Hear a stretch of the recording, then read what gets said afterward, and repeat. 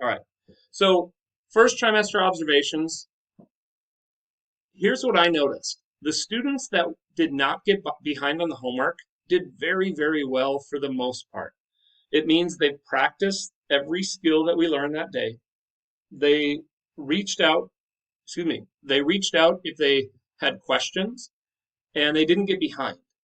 Um, so that's something to shoot for starting second trimester now that everybody starts with a clean slate.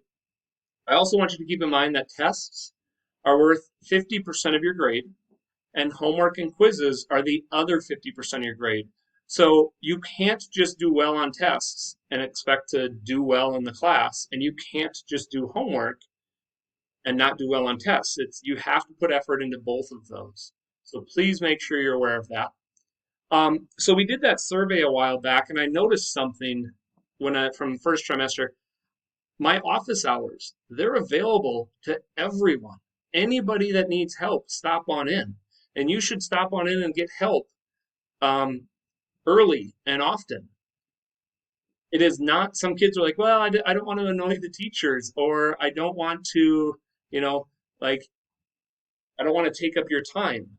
That's not my time. That is your time to stop in and get help. So I want to make sure everybody's aware that office hours are where they are and what who's available. I mean, they're available to everyone. So here's what I did. Those of you that are new to my class, if you go to Schoology and you go to our site, the third link down, it's a black folder and it says office hours, Monday, Tuesday, Thursday, Friday, from 1 to 2 p.m.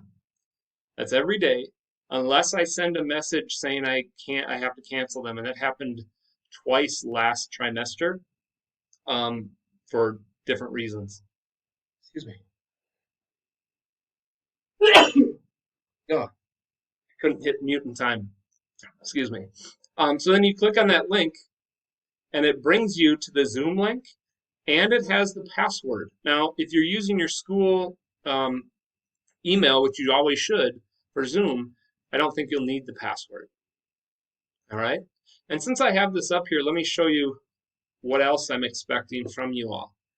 So there's student and family help resources, there's course information, there's homework answers. So when we're doing book work or a worksheet, I put my answers right in this, and I try to do it ahead of time so you can check your answers as you go. And that way you know if you're getting it right or wrong. And sometimes that helps kids and they don't need to attend office hours, which is fine. Um, and then we've got our week one folder, and we've got some other information down here. We're going to talk about the online textbook a little bit, but we really haven't used that often, so we may get into it this trimester. But here's the expectations I want from you each day that we attend class. So you should have done this today already, is click on week one, or if you haven't done it before class, you definitely should do it for the asynchronous learning for after class when you do the homework. So you click on it and you have the week one overview. What are we doing Monday, Wednesday, Thursday? That also tells you the days that we meet if you're ever questioning. And then when you click on the Monday folder, it has the same agenda just for Monday. It has our filled in notes. If you, sorry, this shouldn't be filled in. These should be blank notes, actually. I'm going to edit that really quick. Um, but those are the blank notes. Some people like to pull those up ahead of time. And then here's where you submit your Delta Math homework for tonight.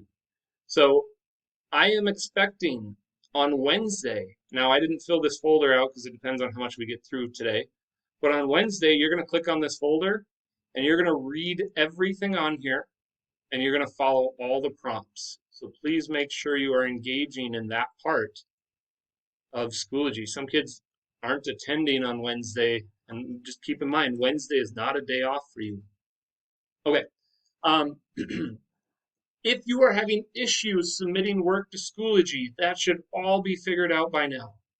We need to have some conversations. If your images that are submitted are really, really tiny, if they're blurry, if it's too dark in your room and when you're submitting it, or if you are submitting an image that I can't open.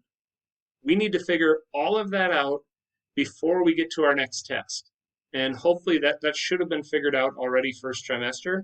If not, if you're having issues with that, stop into my office hours and we need to get that figured out right away. Okay. Showing work on tests. We're doing a better job with that as the trimester progresses, but calculus, especially the AP test, is all about showing your work. And it's not about getting the right answer, it's about justifying every step along the way. Okay, that's important to note.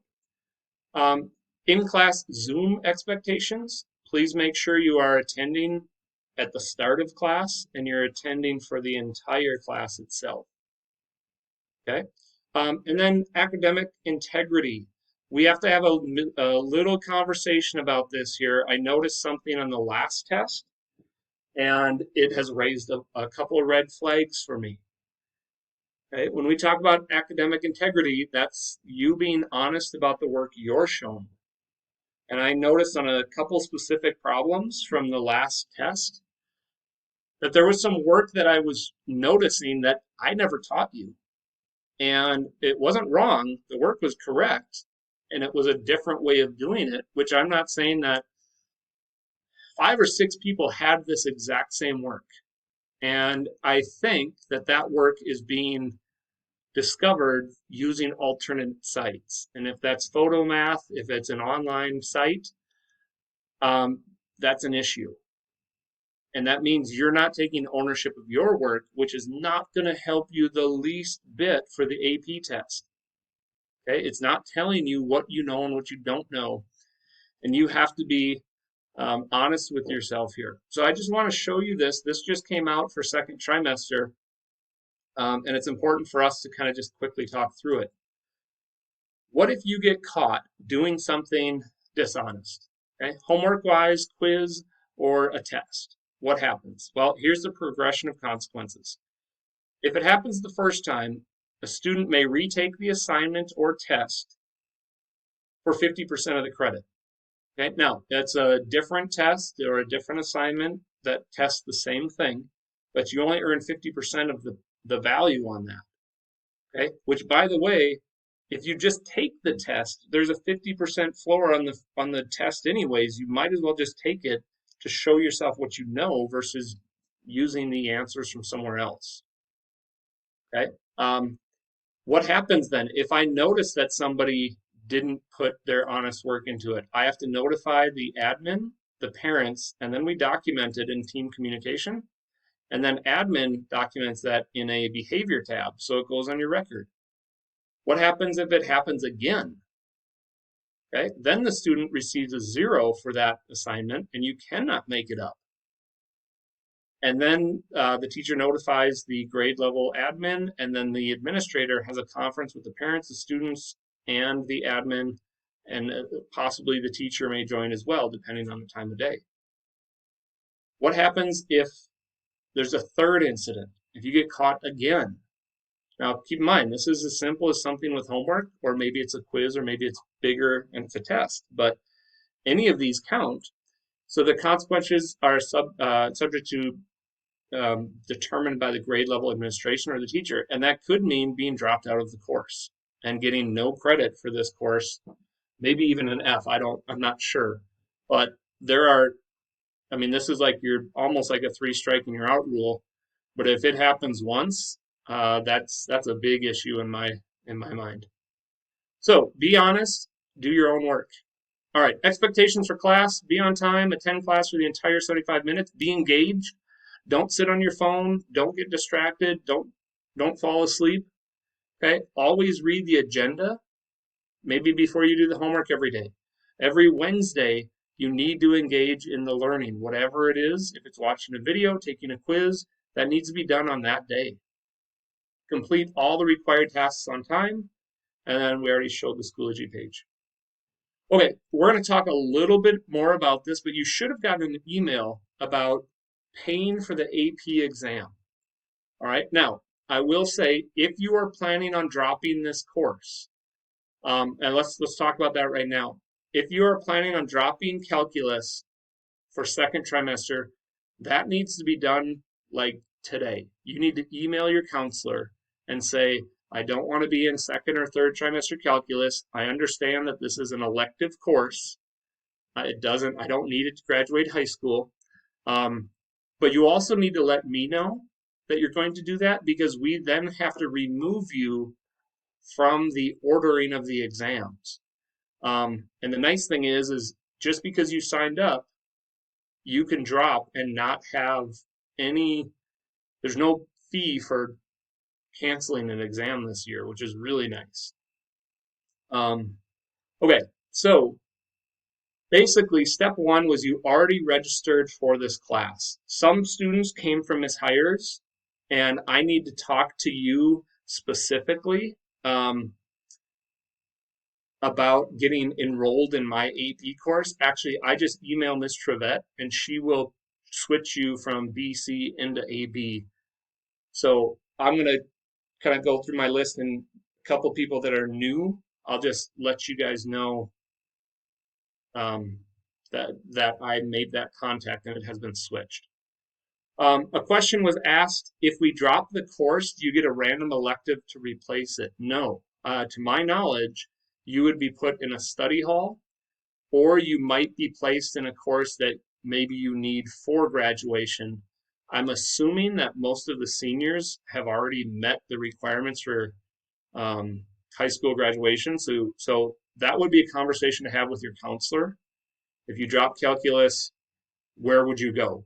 And you might pick up an elective, or it just might be a study hall. So that's a conversation to have. It all depends on where you're at with your progress for graduation. Okay, step two is the new part here for the AP exam, and it's the payment. So Tarleton Senior High School is excited to offer our families new and a convenient method for payment through ePay Track. Many of you have already done this. If you did activities and athletics, you just follow the link that was provided in the email. Excuse me. You create an account, click on the green school icon, Tartan, and then select guidance. It's $50 per AP exam, or $10 if you are for the free and reduced lunch. So no, the AP exam has always been $50 unless you are in the free and reduced lunch status. Then it's $10 per exam. This year, they're allowing you to sign up, and then if you decide that you don't want to do it, you can cancel and you'll get that money back. But there's no fee for canceling. Last year, if you actually 2 years ago, if you canceled, you had to pay, I think it was an extra $40 for this. So you do have to pay for the exam. The deadline for payments is January 31st, and then watch your email for exam information once you sign up. So you should have got that email. We can talk through it in more detail if you have any questions. This is a new process for me as well this year, for all of Tartan. So there may be questions that I don't know how to answer, but I know the person to talk to. So, okay. We don't always do this, but I think it's important for us to do this really quick. We just took the last unit test, and there were some examples that I noticed we had some common misconceptions, and I just want to show you the answers to some of the questions that we collectively didn't do great on for the last test we took last week. So here's the first one. Identify when the inverse tangent has horizontal tangents. Well, what do? Here's the function. We have to set the derivative equal to 0. So you had to take the derivative, which is right here, and then the chain rule, and then I just cleaned it up. So I put the 2 on top, and then we're going to set that derivative equal to 0. And then we cross multiply and solve. Well, when you do that, you end up with an expression of 0 equals 2, which is not a true expression, which means the graph does not have any horizontal tangents. So that was the answer to this problem. A lot of students answered 0, x equals 0. And I wonder if it was the way that this multiplied out and you saw the 0. So be careful on that one. By the way, let me just say this quick. Everything we learned last trimester we're going to be building on and using it over and over and over again. So yes, we're starting new with a clean slate, but you are still required to know all of this material from last trimester.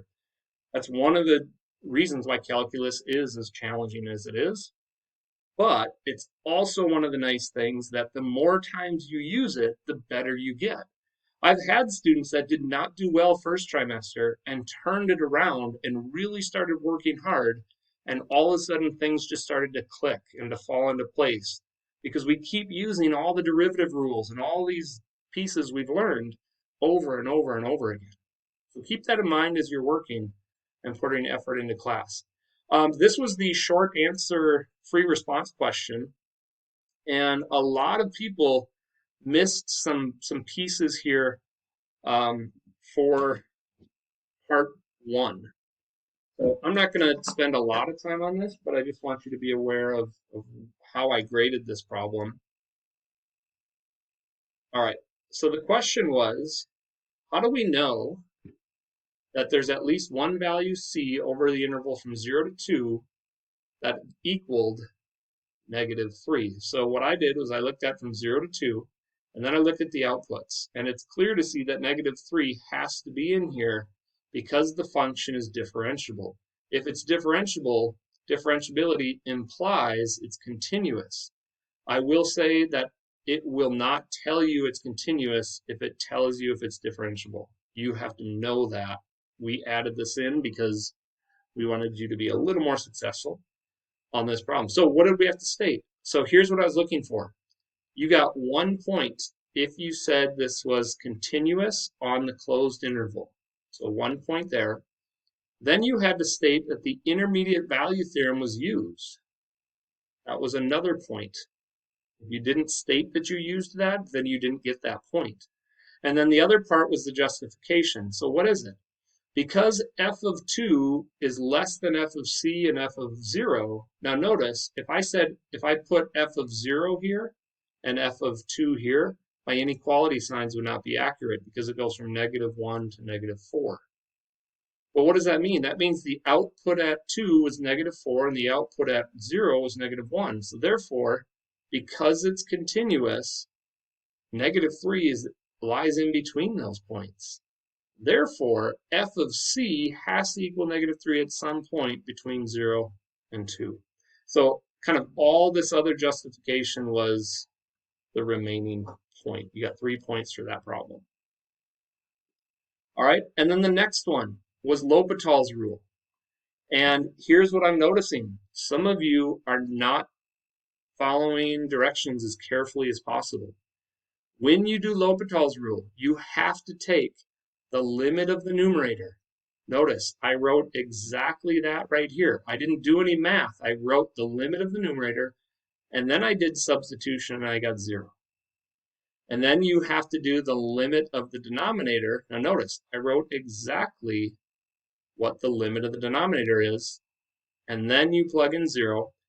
Now, I was more lenient than they're going to be on the AP test. If you do not put 0 over 0, if you don't put this part right here, and you have everything else, I don't think they're going to give you the point. You got 1 point for this part right here, 0 over 0. Even if you had 0 here and 0 here, and you didn't compare them, you still need that. So you got 1 point for doing the limits, for doing these two right here, the limits separately. You got 1 point for this. And then if you took the derivatives correctly, so if you took the derivative of the top limit over the derivative of the bottom limit, and you needed the chain rule, each one of these was worth 1 point. So here's 1, 2, 3, 4. And then if you correctly came up with the answer, that was the 5th point, -3/2. Okay, I guarantee you L'Hopital's rule will be on a free response question. It's been on there the last 4 years, and they're really stressing it, and you have to show all of this work. So this should be easy points when it comes to the AP test in May. Okay, this one really got us. And I just want to make sure we're aware. Even before I a look at this problem. There's one that right here, if you said f of x is not continuous, if it's not continuous, it cannot be differentiable. So automatically you could get rid of that one. All right. And then the other ones we're just checking, okay, is it continuous? I first have to check if something is continuous. Well, if it's continuous, you have to check the left-handed limit is equal to the right-handed limit, which is equal to the point. So all I did, now you don't have to show any work because it's multiple choice, but I checked if I plugged in 1 up here for the left-handed limit, I got -2. If I plugged in 1 for the right-handed limit, I got -2. And then the point is it's the same as the left-handed limit, and they're all equal to -2. So therefore, f of x is continuous, which means I can automatically get rid of this option. So now it's 50-50. And now we're checking, is it differentiable? Well, what does it mean to be differentiable? It means the derivative exists. But the derivative, see the little prime mark here? The derivative on the left has to equal the derivative on the right. So what do? I take the derivative of the left-handed equation. Well, the derivative of this is -3. The derivative of this piece down here of the right side is 2x minus 2, and then we're evaluating it at 1. And when I compare, the derivative on the left was -3, and the derivative on the right is 0. That is not equal, so therefore it is not differentiable. You can most likely expect a problem like this on the AP test as well, because they get you. You have to check for continuity and then check for differentiability. All right, last one. I just noticed this. I thought this one was going to be a little better than the results, and I think maybe 2 reasons. So we have to find h prime at 2, and what is h prime? It's made up of the chain rule, right? We've got the outside function, and I've got the inside function. So I have to take the derivative of that. It also has this +5, but the derivative of a constant is 0. So here's the chain rule. Derivative of the outside, keep the inside, and then the derivative of the outside, or inside, so g prime. Then I have to plug in 2 into all those spots. And what usually happens is students have this, and then they do the pre-calculus part wrong. Right? This is f prime of g of 2, so I have to figure out what is g of 2. G of 2 is 5, and then it's f prime of 5, which is 4. And then g prime of 2, that's 3, and my answer is 12. So hopefully that just gave you a little bit of feedback here on some things that you can see. Now, we are starting major things this unit. This is a very important unit, and I can say with confidence that the majority of this stuff we learn this year will be emphasized heavily on the AP test. Okay? Now, I also have good news. There aren't any more new derivatives. We've learned them all. We're just going to keep using them. So hopefully you still have your derivative sheet from last trimester. You just have all the derivatives listed. Now we're going to start off with section 5.1 today. So write these down in your notes. Now we're going to look at maximum and minimum values. And then we're going to actually introduce something called critical points. Our learning target is just, I can identify extreme values. When we say extreme, that means maxes and mins. Okay? Now, I want to make this super clear. The work we are doing today for this whole unit is calculus based. Yes, you can plug in some of these functions and find the answer without doing any calculus. Don't do that, because that's not going to earn you any points on the AP exam. Okay? If you're not using calculus methods, you are not going to be doing very well. All right, so here's what we got. We're going to take some notes here. I'll give you a second or two to write this down. Okay, so what are critical points? Well, critical points could also be called stationary points. And think about the word stationary. Stationary means to stay in place. right? To not move. So critical points are spots where a function may not be moving, and that kind of refers to its velocity. So we know what velocity is. Velocity is the derivative of the position. So critical points are points where the derivative is equal to 0. This is big. This is really big. Okay? When we ask you to justify critical points, you are going to have to explain why you know your answer is what it is, and here's the reason. Because the derivative is equal to 0. Right? Critical points are also where the derivative does not exist, because that could happen as well. And then when we check for critical points, if we have an interval, we have to check endpoints as well. And I'll show you that in an example today. So critical points are where maxes and mins occur. Now, I wonder if this will be better if I put a space here. So let's think about this. If I'm thinking about slopes, okay, or velocities, a maximum on a graph, and again, I'm a visual learner, so I try to think about things visually. Let's say I have a graph that looks like this. It's very easy to see that there is a maximum right here. But what we're comparing is the interesting part. What do I know about the derivative of the function? A derivative is the same as slope. So look at this. What do you know about the slopes leading up to that maximum point? Slopes are positive. What do you know about the slopes going past that? They go from negative. So another way to think about this is the slopes go from increasing to decreasing values. Or a maximum will always occur if the derivative is going from positive to negative. Notice there has to be a change in sign. Now, if this function is continuous, then that has to be true. There will always be a maximum when your slopes go from positive to negative. We are going to introduce something called a sign chart. So I might as well just show you that now.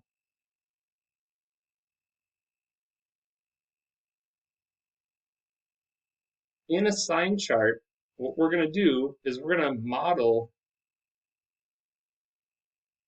the derivative. So let's say that I'm right here at some random point A. Well, what is the derivative of this graph doing? The derivatives past or to the left of this graph, notice how they're all positive. So some people like to put a plus sign, some people like to write the word positive, it doesn't matter. And then what are they doing past that? They're negative.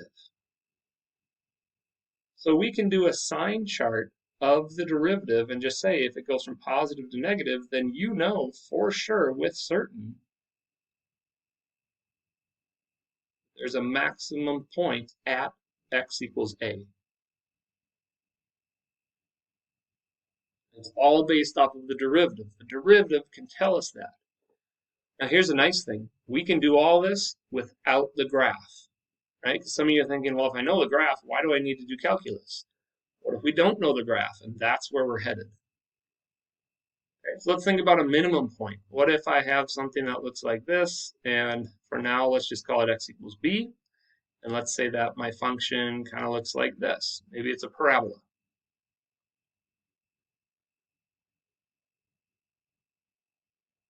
So what's happening? Well, look at the slopes. The slopes of the tangent line end up being negative, right? Or the function is decreasing.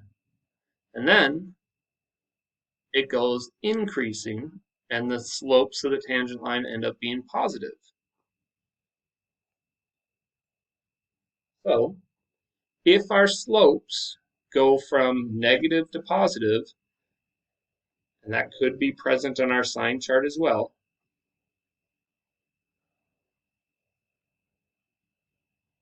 Notice how I'm kind of always labeling this as F prime.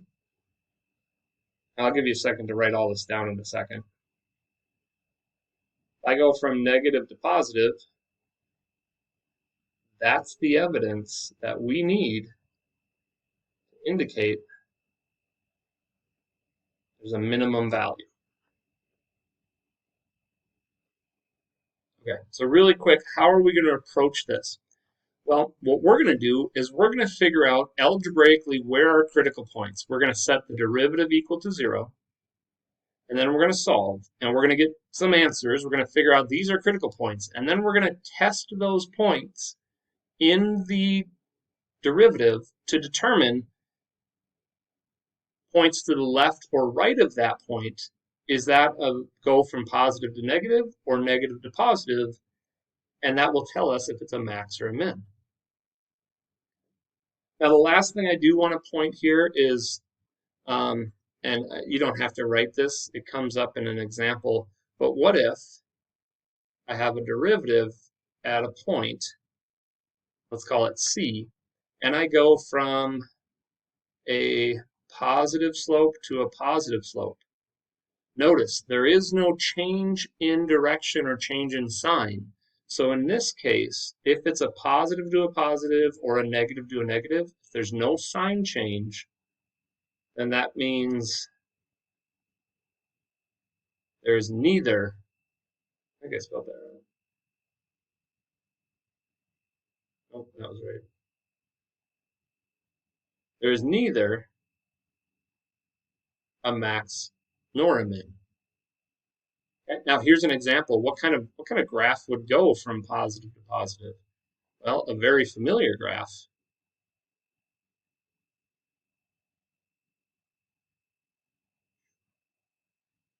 Even though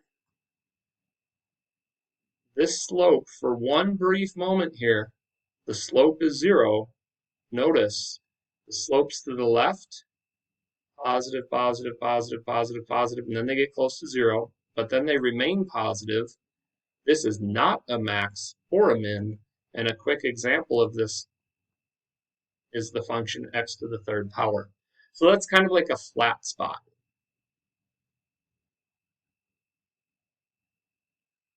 But there isn't a change in sign from positive to negative or negative to positive. So just want you to be aware of that. That will come up.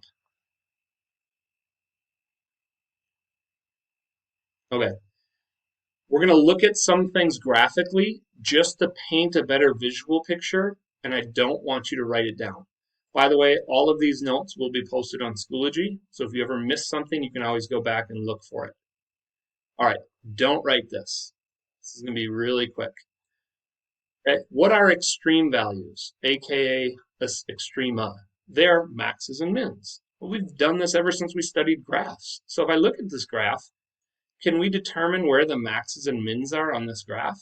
Yeah, we can look at it pretty quickly and see where maxes and mins are. Now, we are going to introduce this idea of local versus absolute.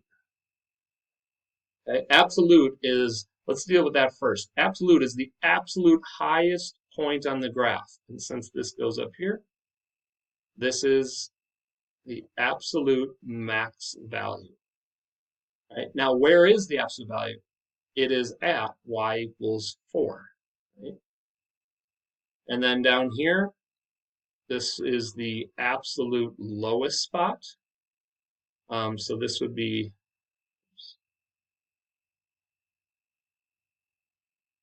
the absolute min. And where is that at? If we pretend a little bit, this is at -3. Okay. Now, what are the local? Local means of all the points around it. Like, look at this point right here. Of all the points kind of nearby, this is the highest point. So this would be called a local max. Same thing with this one. Of all the points right by it, that's locally the highest point near it. And this one here would be a local minimum. And notice right here, the points to the left are lower and the points to the right are higher, so this would be none. Right? There's nothing here. And same thing here. It's a flat spot, The derivative is 0 right here just for a brief moment, but this is not local or absolute. There's no max or min. And then the question I always get is right here. An open circle. An open circle means we're getting closer and closer to 0, but we're never going to touch it. This is not defined, so the open circle is not considered a extreme value here. So it's not a minimum in this case. If it was a filled in circle, it would be, kind of like this end is. All right, a couple of things just vocabulary wise. Sorry. If you, vocabulary wise, if they ask where, okay, where does the max or min occur? It occurs at the x values. Right? You might want to write down this little piece right here. Just this piece I'm highlighting. If they ask what are they, they're looking at the y values. Or if they ask for the points, find the max and min points, or find the points where the max and min occur, then you're looking for the pair x and y. So where is referring to the x direction, what is referring to the y direction. Okay, I'm going to do this one and kind of label my steps a little clearer, but we're not going to do this for every problem. So look at the directions. Find any critical points. Right? That's our first part. Find the critical points, and then determine if those critical points are max, mins, or neither. We're going to do this without a graph. By the way, I bet you could figure out the answer right away without doing any work right now.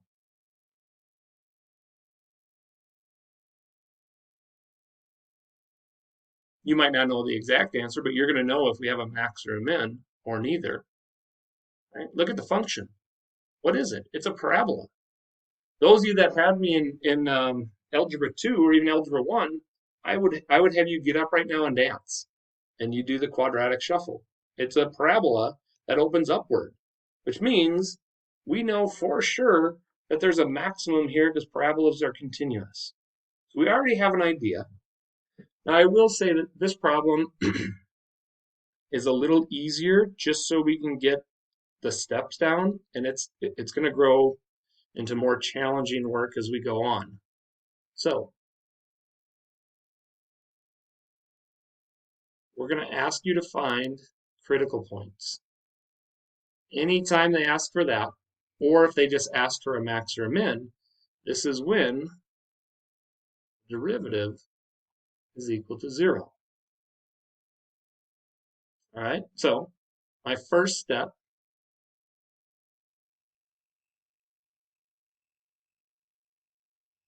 is take the derivative and set it equal to 0. So what is the derivative? 2 comes down, 2 times 1/2 is just 1. So this becomes x plus 1.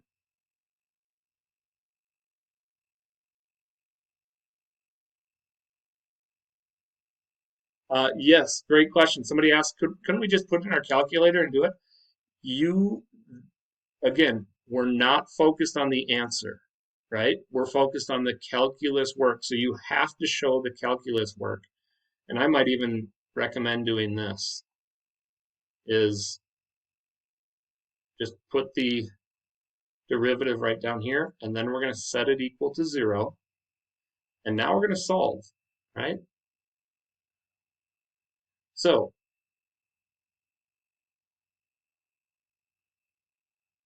once you figure out where the critical points are, in this case, there's only one answer, right? But now we want to test the critical points. Or in this case, we're going to test the critical point in the derivative function, which is our sign chart.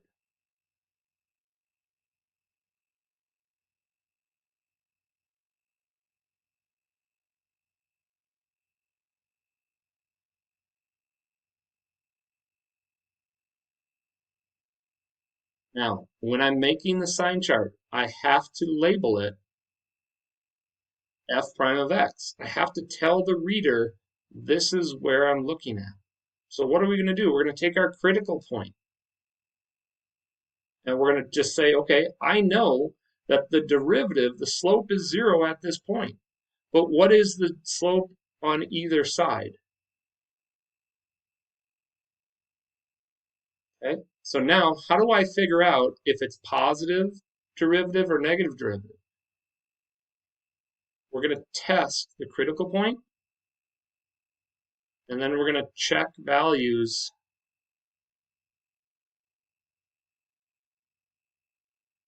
to the left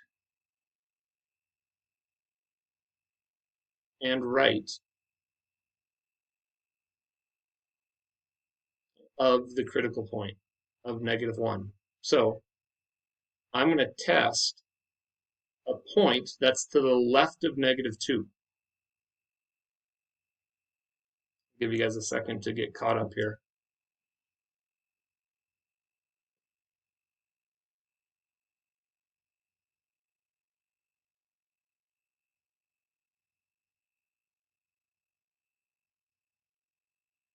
All right, now keep in mind, this is the derivative we're testing. So what's a nice friendly point to the left of -1? How about -2? We're going to test f prime at -2, which means we're going to go to the derivative, and we're just going to plug in -2. And I really don't care about the answer. I don't care about the answer being -1. What I care about is the sign value. So see how that is a negative, which means the slopes, mostly because this is linear, the derivative is linear, which means all the slopes to the left of -1 are going to be negative. And there are shortcuts here that you will eventually just discover. But then I'm going to test another point to the right of -1. And if you ever can test 0, 0 is like the friendliest point to test, right? 0 is definitely to the right of -1. So I'm going to test 0 into the derivative, and notice I get a positive 1. Again, I don't care about the number that I'm getting. It could be something really crazy. All I care about is the fact that this is a positive and this is a negative. And notice there's a sign change. My slope goes from negative to positive.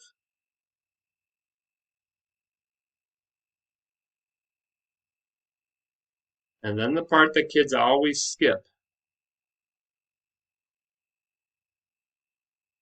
We have to justify our answer.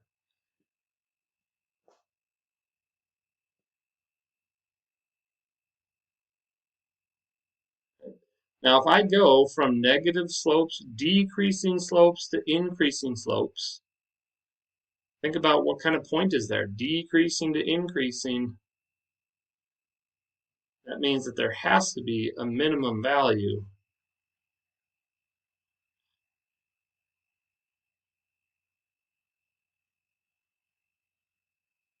right at our critical point.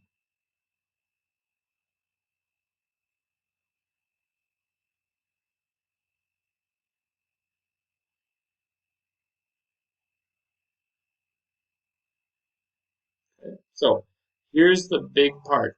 A lot of students skip this. And again, just like L'Hopital's rule, if you don't follow specific procedures in showing your work, you're not going to get full credit, which is why we can't just plug this into our calculator and find out where the answer is. If you just tell me the answer, you're not going to get any credit without the calculus work behind it. Okay, so how do we justify this? Well, here's what we got. There is a minimum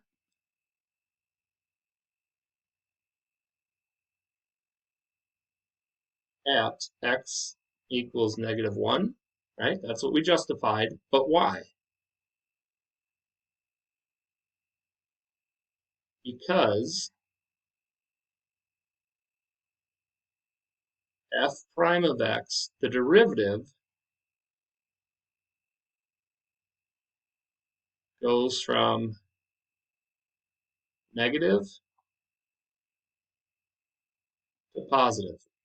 You have to justify this last step. If you just tell me where it's at, that's basically the same thing as just plugging it in your calculator, right? That is, there's no connection to calculus if you just write the first sentence.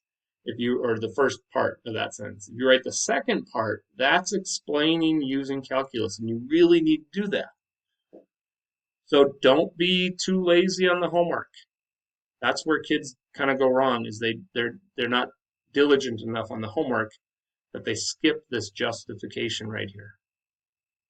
All right, now there's one extra piece we could put. Now notice, this was where. The x value is where is it? We could put right here,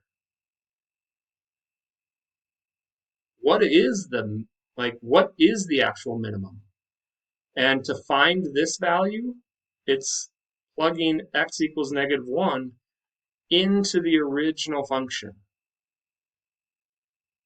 Okay? And that's the extra little piece, is sometimes they might ask you this. So if they ask, what is the minimum? We know where it occurs, we just don't know what it is. And all you're doing there is going back to the original function and plugging in -1 and then simplifying it.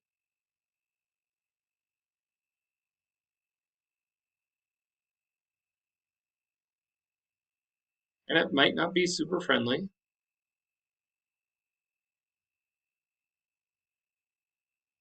You get -5, which if that's -5, I'm going to call that -10/2, just so I can deal with some fractions a little easier.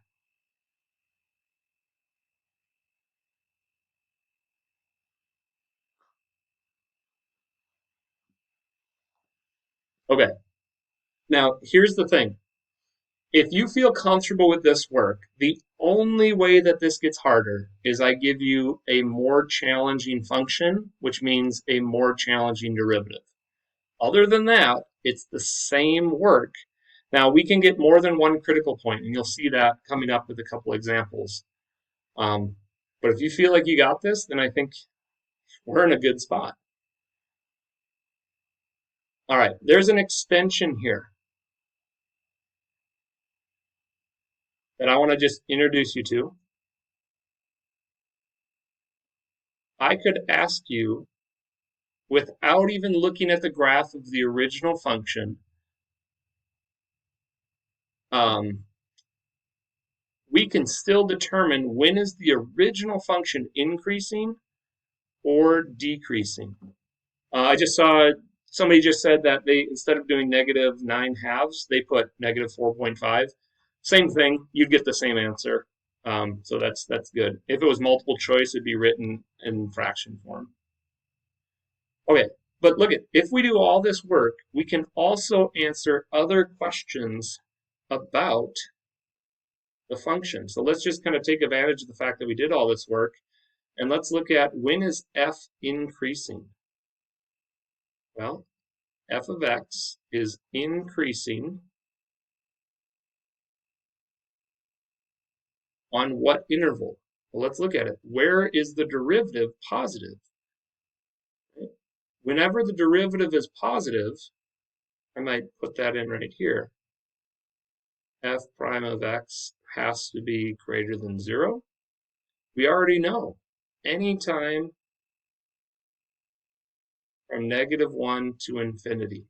Now again, you could get that answer from your calculator, right? So we're not concerned about this answer. We're concerned about the justification. Why? That's where you're going to get most of your points from, and the justification is right here. All you have to do is say the derivative is greater than 0, because that tells us when a function is increasing.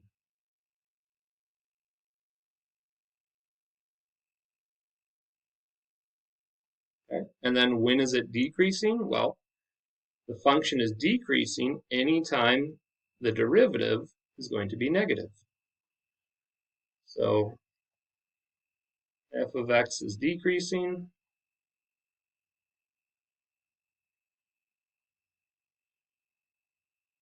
And that's where I'm going to go back to my sign chart. So I'm decreasing from negative infinity all the way up to positive 1. And notice those are soft brackets because exactly at 1, my slope is 0. But again, I'm not super concerned about that answer. I'm more concerned about the correct justification. And why? Because the derivative is less than 0.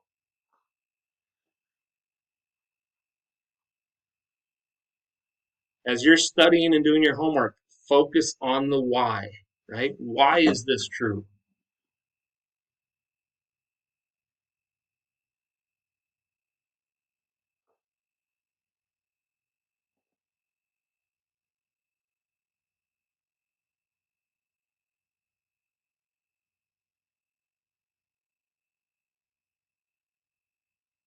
All right, so we've got two. I want to make sure.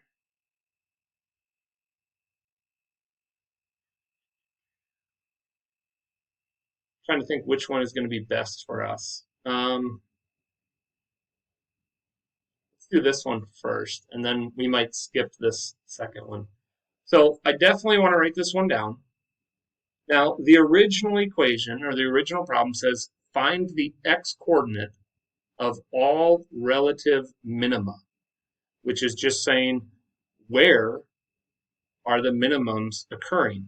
So we don't really care about the maximums, but we're going to be able to find those as well. And notice what they give us. They give us a function. And what are we going to do? We have to find the critical points first. So we're just going to take the derivative of this long polynomial, which, by the way, all of the work today are going to be polynomials, which are really quick derivatives.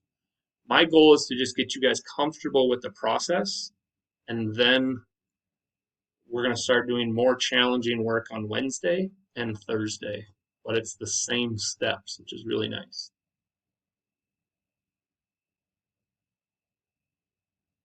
Okay, so when I see this part right here, we got to find the critical points, which means I have to set the derivative equal to 0. So the very first thing I need then is the derivative.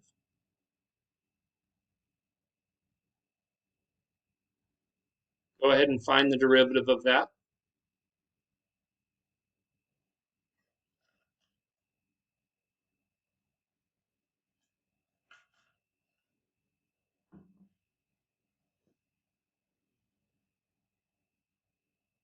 Right. When the 5 comes down, it's going to reduce out with the divide by 5. So I get 2x to the 4th.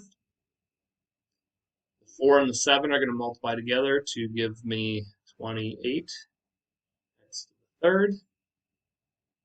3 times 30 give me 90x squared. And then the 27, that is going to be a 0. So now I have to set the derivative equal to 0. You have to get the derivative right, otherwise everything else is going to be a nightmare. So I usually double check to make sure that I didn't accidentally forget a negative sign or I didn't make a mistake.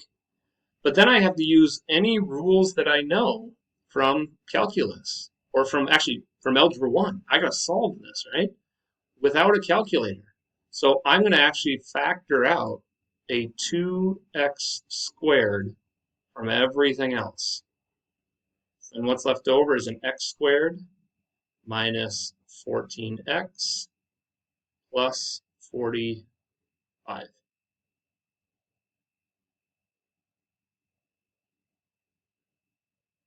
And now we're just solving, right? My goal is to then break this up into two factors.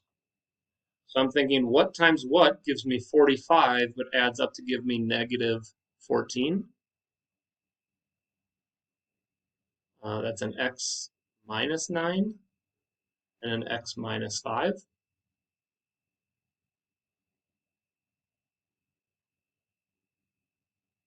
So factoring is a skill we just assume you guys are going to do really quickly. And then I have to use the zero product property, which basically says every factor is going to be equal to 0. And then I just solve. And this one is really quick. If I divide by 2 and then take the square root, we get one critical point is x equals 0. We get 1 is x equals 9. And then the other is x equals 5.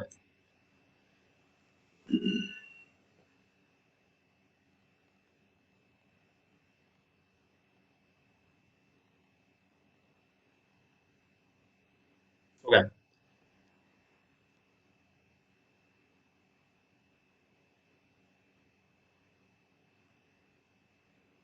So it's always important to keep in mind, what am I doing? When I set the derivative equal to 0, these are the critical points. If there is a minimum, it is going to occur at 1 or 2 or maybe all 3 of these points. We don't really know until we check. So then I have to do the sign chart. And the sign chart is always based off of the derivative. And that's why we label it as f prime. So what do we have? We've got 3 answers. I've got x equals 0, I got x equals 5, and I got x equals 9. It doesn't matter how nice this is spaced out.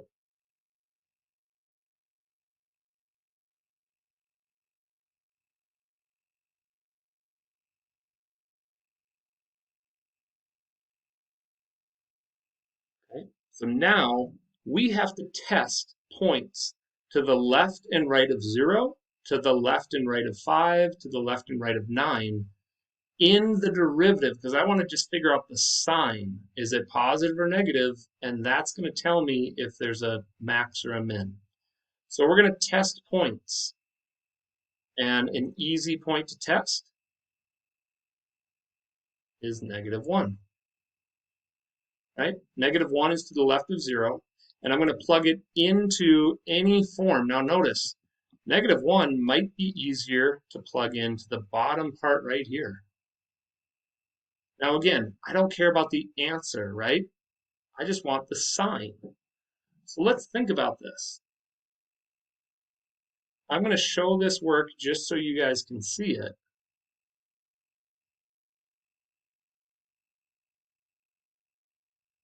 And again, it doesn't matter where I plug it in. I can plug it into the original derivative, this part, or the factored piece. But let's just look at the sign values here, okay? If I take a negative and square it, I get a positive. And then if I times that by 2, this part ends up being a positive. If I have a negative 1 and negative 9, that's going to be a negative. And if I have a negative 1 minus 5, that's a negative. Well, then a positive times a negative, that answer is just going to be a positive. And again, we don't care about the number, right? We just care about the sign. So you can put a plus there. Some kids like to write positive.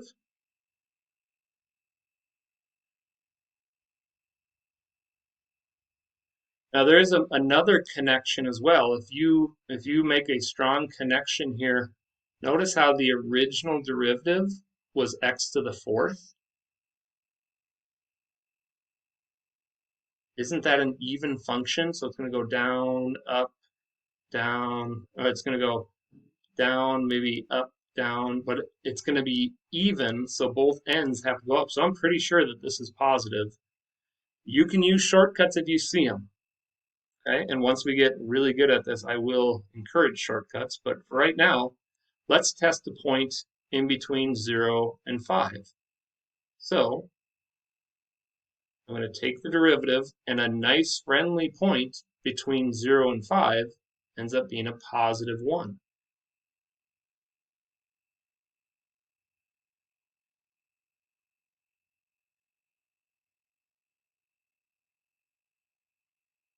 Now again, I'm not really concerned about the numbers. I'm concerned about the signs.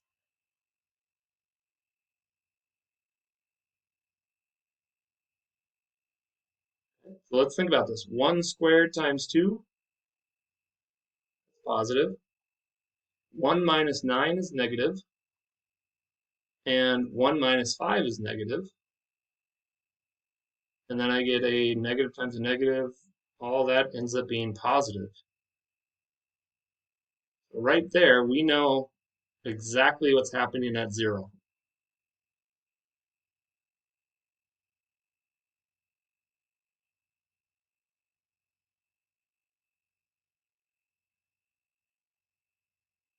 Okay.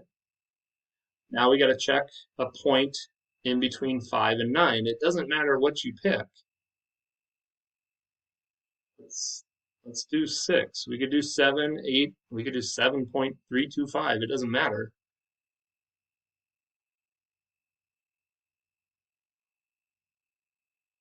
But now you're going to notice something a little different.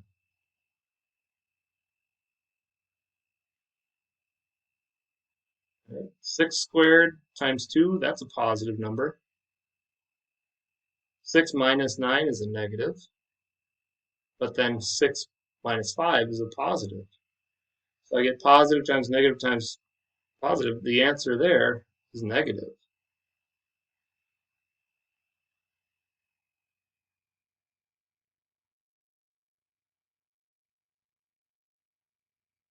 Okay? And then the last thing we have to do is plug in a number greater than 9. And I'm going to do this because a lot of times kids don't like it. Infinity is greater than 9. Let's plug infinity in.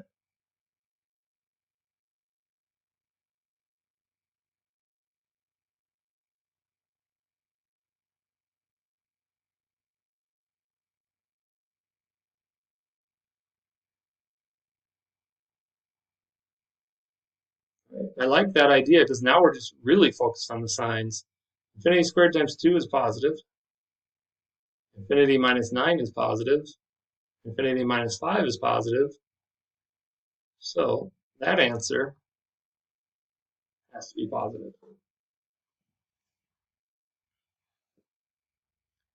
Now, once you get good at this, you don't have to show any of this work in green right here. That can all be done in your head. And I'm going to allow you to skip that step because that's kind of annoying, right? Okay, so now we know the behavior of the derivative to the left and right of each one of those critical points. So now we can actually kind of figure out what's going on. Well, here I go from a positive slope to a positive slope. That's like a flat spot, which means it's not a max or a min. At 5, I go from positive slopes, so increasing slopes, to decreasing slopes, which means if I go from increasing to decreasing, we have a maximum at 5. And then at 9, I go from decreasing slopes back to increasing slopes, which means there's the answer I'm looking for. We have a minimum value at 9. So what was the directions? Find the x-coordinates of all relative minimas.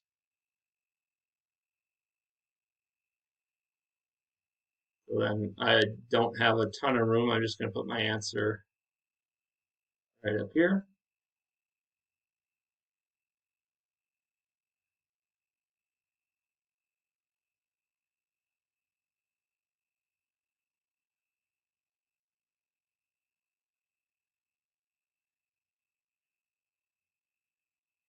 There is a minimum value at x equals 9.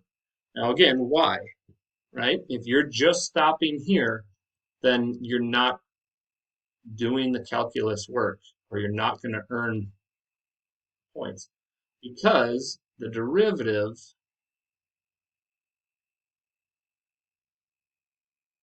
changes signs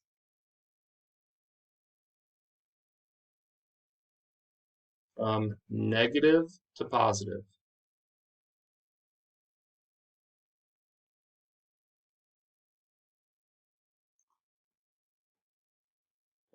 So now notice they just said find the x coordinate. If they said find the y coordinate, then I would take x equals 9 and I'd plug it back into the original function and figure out what's the output that matches that 9. So the work is the same. You set the derivative equal to 0. The hardest part about this is not the calculus. It's all this algebra that we expect you guys to know and master.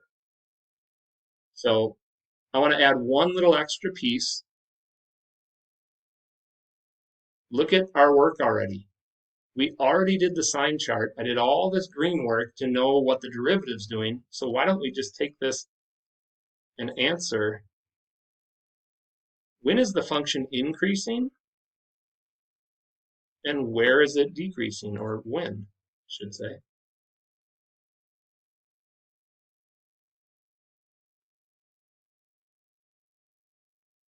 So I'm not going to do this super formally, but here's my justification. When the derivative is greater than 0, it's increasing. So where is it greater than 0? From negative infinity up to 5.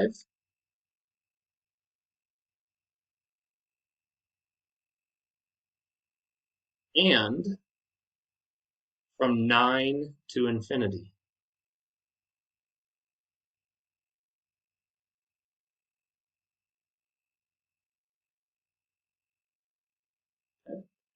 When is the function decreasing? Well, that's when the derivative is equal to 0, or greater than 0. No, excuse me, less than 0. So when is the derivative negative? And we only have one interval on our sign chart, so we are decreasing between 5 and 9.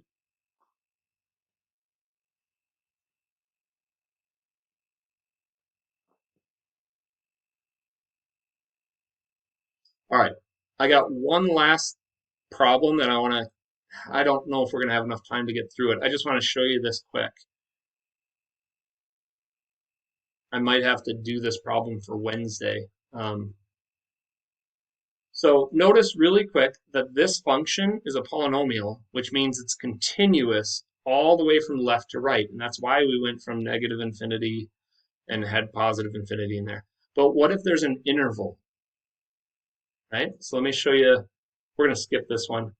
What if I have this interval right here? Okay. Don't write this down. I'm going to do this real quick. You can just kind of watch. You'll notice that the work is the same. So given the function, determine the absolute maximum value in the closed interval. So what do I need to do? I need to take the derivative of this function, right? And then I need to set it equal to 0. So subtract the 12.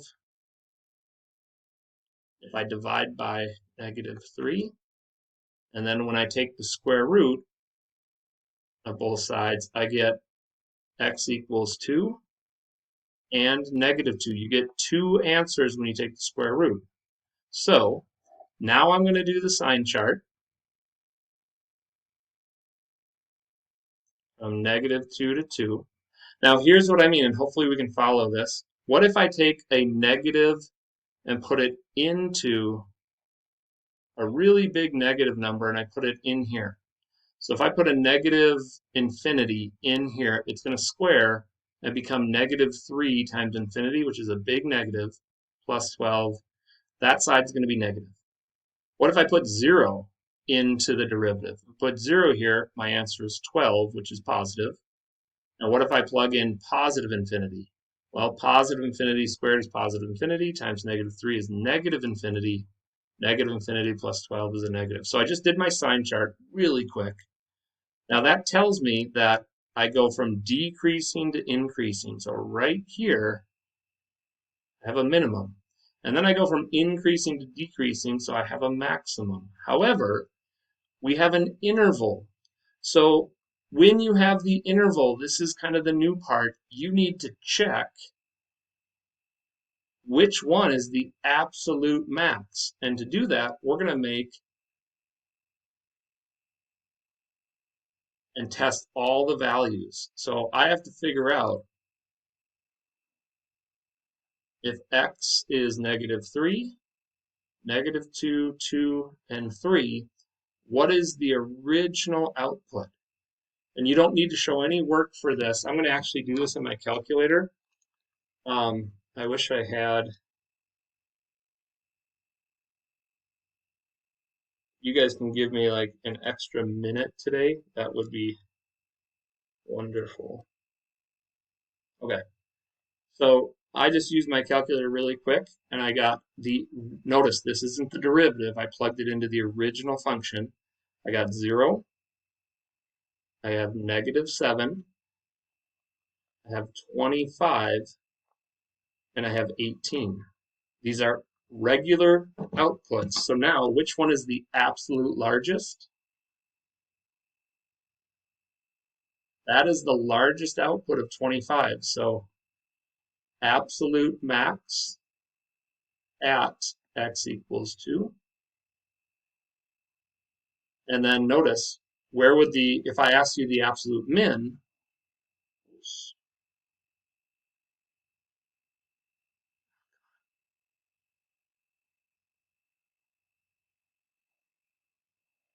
since of all these numbers, we have the absolute min at -2. Even though they didn't ask us that, we can still check it. So basically, when you do the work and you determine if you have a max and a min, if you have endpoints, you have to check the endpoints as well, because sometimes these values are going to be higher than the original max and mins. So that's the only part that we have. All right, we can talk about all this stuff later. The homework tonight is delta math. 5.1. If you just joined us, you're going to have to go to Delta Math, and I'll just put this screen back up here, and change that over so you're in our new class. Okay, if you got everything and you know you're in the new class for Delta Math, you can have a wonderful day, do the homework tonight, submit it to Schoology. If you have any questions, stick around and I can answer them quick.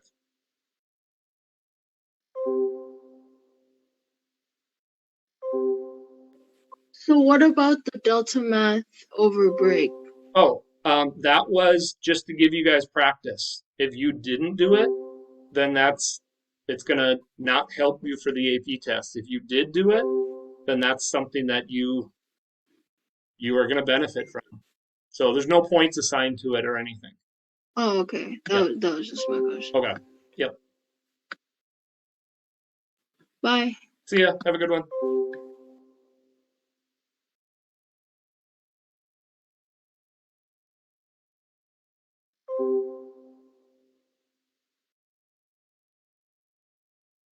All right. Naya, Valeria, any questions?